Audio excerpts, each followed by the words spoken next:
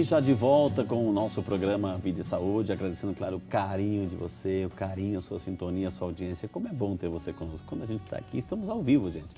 E saber que nós estamos assim, sendo recebidos por você e você está interagindo conosco, para nós é uma alegria tão grande, uma satisfação tão grande. Hoje estamos falando sobre doenças tropicais. Estamos aí falando sobre dengue, leptospirose, também malária. Conosco aqui o doutor Rodrigo Angerami, médico infectologista. Se tem alguém que entende do assunto, está aqui hoje, viu, gente? Professor também do Hospital das Clínicas da Unicamp e do Departamento de Vigilância em Saúde de Campinas. Se tem alguém que sabe do assunto e fala com propriedade, está aqui hoje, viu? E nós estamos assim falando sobre dengue. Agora, doutor, vamos conceituar, vamos misturar um pouco as doenças tropicais. O que é essa leptospirose, doutor? Leptospirose é uma doença causada por uma bactéria, a Leptospira. A Leptospira é uma bactéria extremamente eficaz. Classicamente, a gente atribui aos roedores, aos ratos, que são os grandes reservatórios. Através da urina dos ratos, dos excrementos dos ratos, é que nós temos a principal forma de transmissão da doença, mas não a única.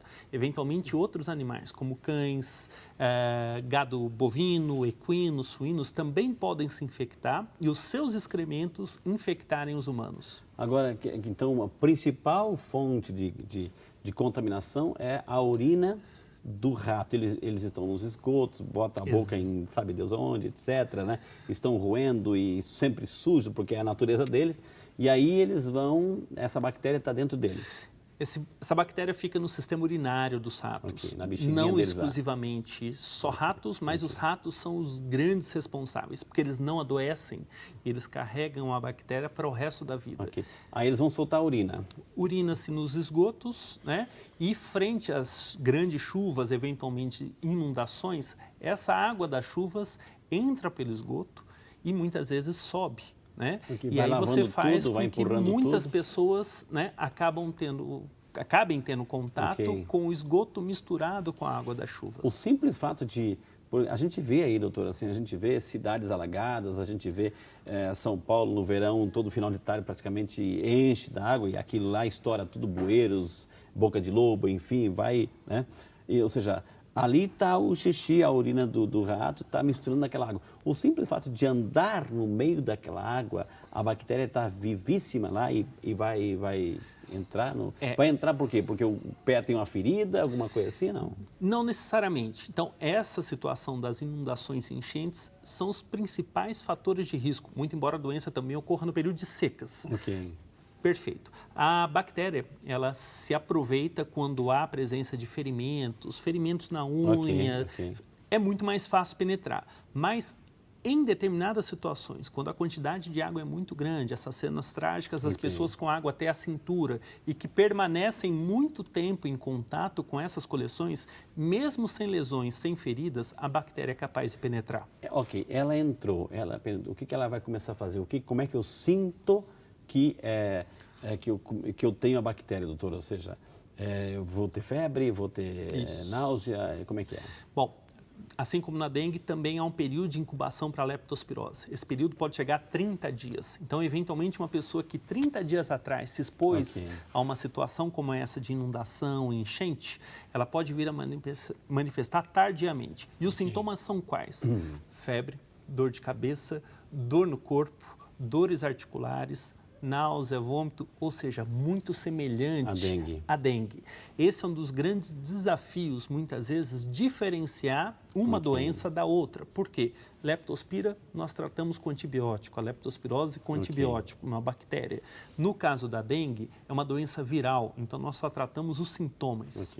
Aliás, um dos próximos programas nossos vamos falar sobre antibiótico, então não perca também aqui o vídeo de saúde. Agora, uma pessoa que foi infectada com o vírus, né, da dengue. O vírus da dengue. Chamado vírus da dengue. O vírus da dengue. Pelo mosquito. Ela pode também, doutor, assim, país tropical, ter o vírus da dengue e pegar a bactéria da leptospira ao mesmo tempo? Daí, o que acontece com essa pessoa? Perfeitamente, né? Esse período do ano em que a gente tem altos índices pluviométricos e temos uma intensa transmissão da dengue, não se pode descartar, né, que as exposições ocorram de maneira concomitante. Okay. Se hipoteticamente isso viesse a acontecer, esse indivíduo teria uma chance muito grande de ter uma doença extremamente grave, o espectro mais grave da dengue, que era o que nós chamávamos antigamente de dengue hemorrágico, e na leptospirose as complicações, geralmente pode matar, doutor. Disfunção renal, disfunção respiratória, ou seja, um risco de se morrer muito grande. Olha só. Doutor, agora eu vou voltar na pergunta da nossa amiga dela, Beatriz, ela de Igrejinha, Rio Grande do Sul. Agora chegou a tua vez, viu, querida? Ela gostaria de saber qual o tipo de rato que pode transmitir a leptospirose. Qual o tipo de rato, se todos os ratos? Como posso me proteger e quais os sintomas da doença? Então, os sintomas você já falou, a proteção. Nesse caso, doutor, vem essas enxurradas aí, chuvas.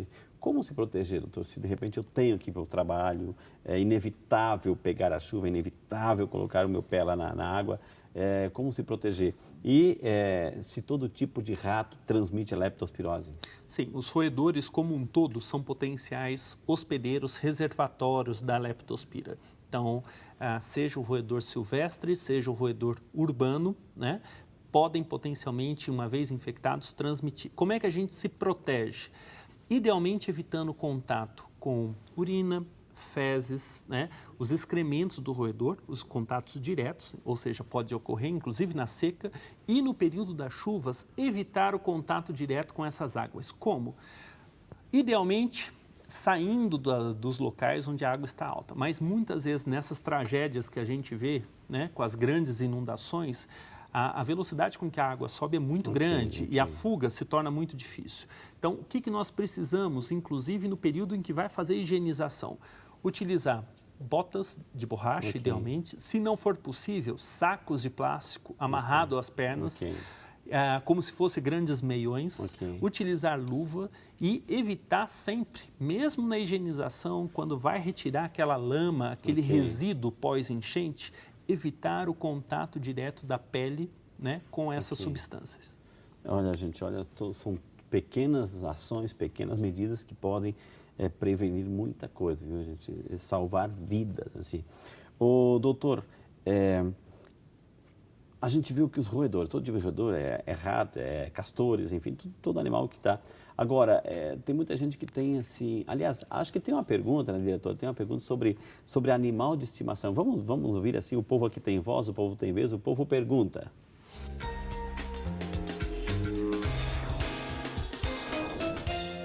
Olá, meu nome é Aguinaldo. Eu tenho uma dúvida, gostaria de esclarecê-la. Doutor, meu gato pode pegar leptospirose? E aí, doutor, assim, o gato, né? A pessoa tem um animal de estimação.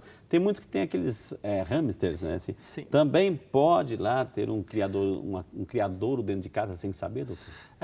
Os hamsters e outros animais exóticos que hoje as pessoas criam, via de regra eles são criados, são nascidos, sempre ficam em cativeiros, em condições ótimas. Então a probabilidade é muito remota.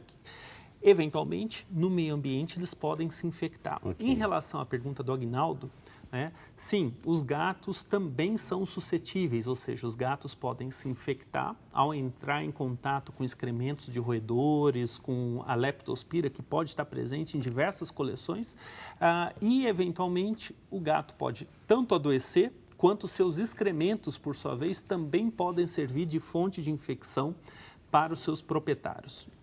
Ou seja, o gato pode se infectar, adoecer e depois, indiretamente, também transmitir para o seu proprietário. Ou seja, naquele carinho, naquela lambidinha do gato, aquele beijinho do gato, isso pode passar de saliva, etc. Pela saliva e aquelas pessoas que vão fazer a higiene dos excrementos do gato. Entendi.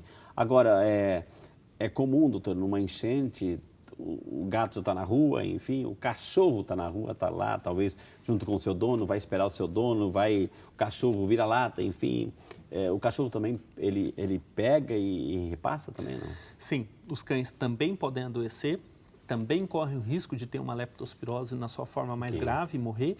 E uma vez infectados, seus excrementos também se tornam fonte de infecção.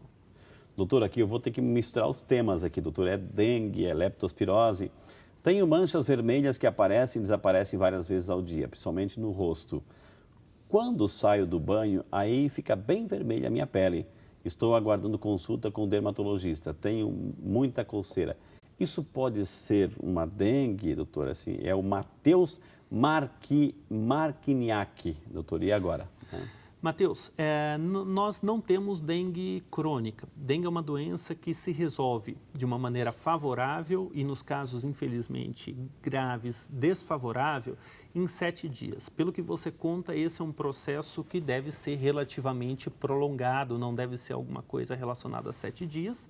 Então, manchas no corpo avermelhadas isoladamente não definem dengue. Dengue é uma doença febril e que pode ou não se manifestar com manchas vermelhas. Doutor, aqui Valinhos, as pessoas participando aqui, eu quero mandar um beijo para a dona Hélia, para a Simone, participando aqui. Deus abençoe, viu? Saúde, viu, para vocês. Doutor, aqui estamos acompanhando o programa, parabéns pelo programa. Minha pergunta é a seguinte, se um pernilongo comum picar uma pessoa que está com dengue e o mesmo picar outra pessoa, posso pegar a doença, né? Eu te agradeço. Interessante, porque não é o mosquito da dengue, é um pernilongo comum. A pessoa está com dengue, ele vai lá e dá aquela mordida e vai picar outra. Passa, doutor? Não. O vetor da dengue são mosquitos do gênero Aedes. Okay. Então, para nós, o Aedes aegypti, mas em outras localidades do mundo existem outros Aedes. O pernilongo, o mosquito habitual, ele não tem a capacidade de se infectar com o vírus da dengue e perpetuar aquela infecção. Então, não basta o mosquito picar o indivíduo, ele tem que oferecer condições para que o vírus se replique dentro do seu interior e aí sim ele se torna capaz de infectar outras pessoas. Quem transmite dengue é o Aedes. O doutor Silvio Dalayon, Deus abençoe seu Silvio, ele que é de Machadinho, Rio Grande do Sul, acompanhando o programa, um grande abraço. Tem alguma vacina para evitar a leptospirose? Pergunta o nosso amigo Silvio. Muita gente interessada nisso, doutor. Como se proteger? Eu posso antecipar a proteção? Eu sei que no verão vai ter enchente, eu sei que todo ano já é normal. Eu posso me vacinar antes para uma proteção? É o nosso amigo Silvio, doutor. Silvio, essa vacina existe no âmbito veterinário, no âmbito de proteção de humanos. Infelizmente, não há uma vacina disponível que possa ser utilizada preventivamente. Que maravilha, gente. Como é bom a gente perguntar, né? A Ana Paula Santos Lobo, de Cerquilho, São Paulo. Obrigado, Ana Paula. Deus te abençoe, viu, querida? Quer saber quanto ao uso do repelente, né? Quando e como deve ser usado em crianças? Qual deve ser usado na criança? É verdade, doutor, que o mosquito é tão violento, é tão forte, que às vezes ele ultrapassa assim, até uma calça jeans para morder, doutor? Nesse caso, o repelente eu tenho que usar o dia inteiro, eu vou dormir com ele, enfim...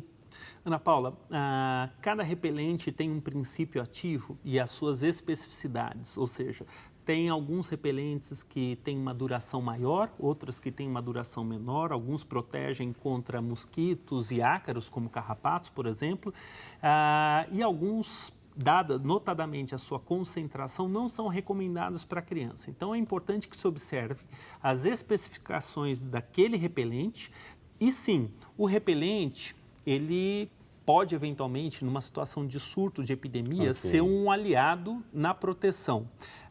Só ficar atento com a duração da proteção. Muitas vezes a gente passa o repelente. Exatamente. Então, há uma vida útil para aquele repelente e para que, de fato, seja efetivo, as reaplicações conforme o tempo de duração devem ser atendidas. Principalmente para as crianças, doutor, tem que ter um cuidado especial, né? As crianças geralmente são mais suscetíveis a reações alérgicas, então é muito importante se atentar, né, se aquele repelente é indicado para a criança, qual é o princípio ativo, né, e qual periodicidade se utilizar. Doutor, pode ser uma pergunta bem boba, mas assim, o mosquito foi lá e picou alguém. Mas não foi só ele, teve assim um enxame, não sei como é que é de mosquito, assim, não lembro mais assim, o coletivo de mosquito, mas digamos assim, 30 mosquitos picaram aquela pessoa ao mesmo tempo, ou seja, eu estou multiplicando a quantidade de vírus ou basta 1 ou basta 30 que é a mesma coisa?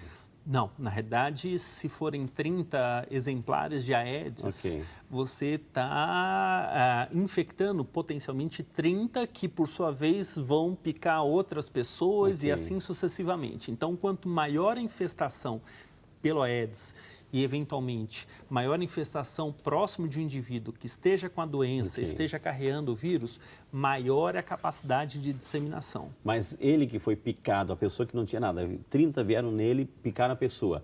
Ou seja, essa pessoa está 30 vezes mais doente que os outros? Não. Na realidade, ela, uma vez infectada, o número de mosquitos que vem a picá-la não vai interferir na infecção. Mas uma pessoa, se for picada por 10, 20 ou 30, essa pessoa ela vai ter uma capacidade cada vez maior de infectar mosquitos. Né? O reservatório. Exatamente. Doutor, aqui duas perguntas praticamente a mesma. A Amanda Caroline da Silva Oliveira, de Mococa. Obrigado, Amanda, que Deus te abençoe. E também o nosso amigo José Carlos Proença, né? Proença, Deus abençoe, José Carlos. Eles estão dizendo assim, ó, gostaria de saber, tive dengue, já estou curada, é a Amanda, há uma semana, estou curada há uma semana. Qual a possibilidade de um mosquito me picar novamente e eu estar com dengue, né? Ela está curada, né? E o José Carlos disse assim, ó, olá, Frei, sua bênção, Deus abençoe. Se eu pegar dengue e estiver quase sarado, e se o mosquito me picar novamente, eu posso contrair de novo a dengue? E é mais perigoso se isso acontecer? É o José Carlos e a Amanda, doutor. José Carlos, Amanda, se houver um único tipo do vírus circulando, por exemplo, só o dengue 1, dengue 2, né? Uma vez infectados e resolvido o quadro clínico, vocês estão protegidos e ainda que venham a ser picados novamente por um Aedes infectado, vocês não vão mais adoecer por aquele tipo de vírus. Se você tiver outro tipo circulando, por exemplo, dengue 1 e dengue 2, o que nós sabemos, dados científicos, o que nós temos hoje à luz do conhecimento atual, é que o indivíduo que teve dengue, ele em tese vai ficar 6 meses protegido contra os demais tipos, ou seja, ninguém em tese, em teoria, nós não somos ciências exatas, mas não se esperaria que uma pessoa venha ter dengue 2 vezes num período de 6 meses. Doutor, aqui a Maria de Fátima Correia Veronese, de Pederneira, São Paulo. Obrigado, dona Maria de Fátima. Quem tem diabetes pode ter risco de morte se pegar dengue, né? A nossa amiga Maria de Fátima, doutor. Maria de Fátima. Associação de doenças aí.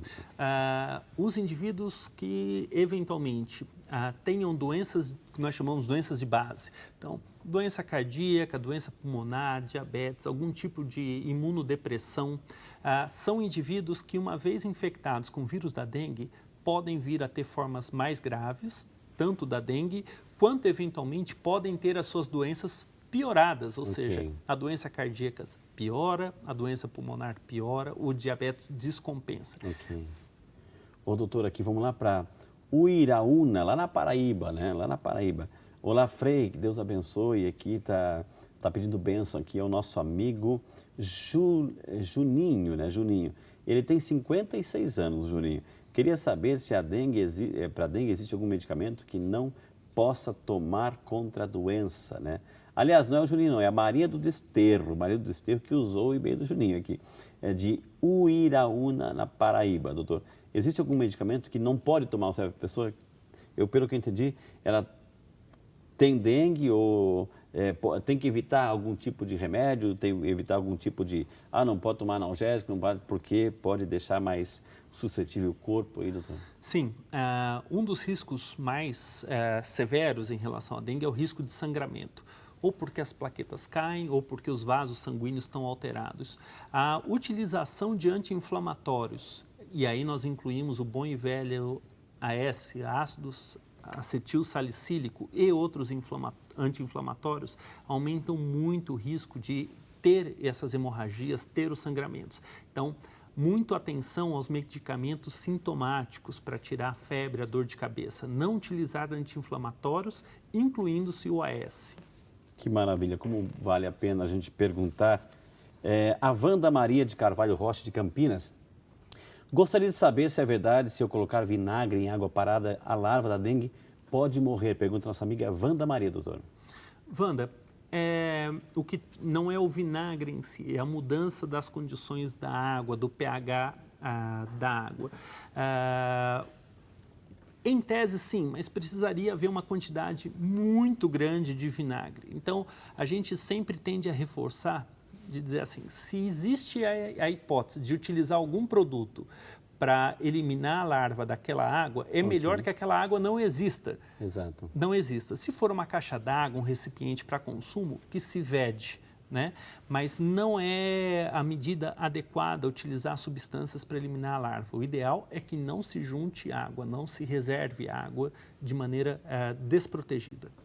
Gente, quantas informações estamos recebendo aí do Dr. Rodrigo Angerami. Nós vamos chamar mais um intervalo, na sequência temos muito mais informações para você. Vai ligando, vai interagindo, o programa é seu, está no ar. E a gente volta já, é claro, só para você.